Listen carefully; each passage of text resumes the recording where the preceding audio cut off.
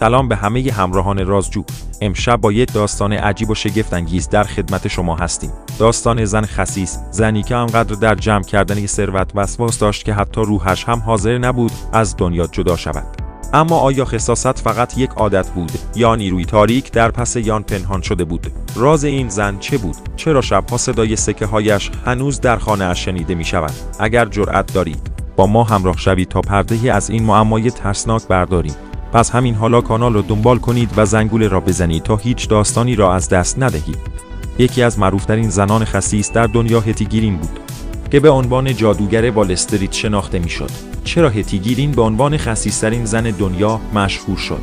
یک ثروت عظیم ولی زندگی فقیرانه، با اینکه او در اواخر قرن 19 و اوایل قرن 20 یکی از ثروتمندترین زنان آمریکا بود، دارای ثروتی حدود 2 تا 4 میلیارد دلار به ارزش امروزی، اما زندگی بسیار فقیرانه‌ای داشت. بزدوب، لباس‌های کهنه و ساده، همیشه یک لباس سیاه و کهنه می‌پوشید و حتی برای شستن لباس‌هایش از آب گرم استفاده نمی‌کرد تا از مصرفه پل صرف جویی کند. 3. خانه بدون گرمایش. با وجود داشتن ثروت زیاد، او در خانه‌ای سرد و ساده زندگی می‌کرد، زیرا نمی‌خواست هزینه گرمایش بدهد. 4.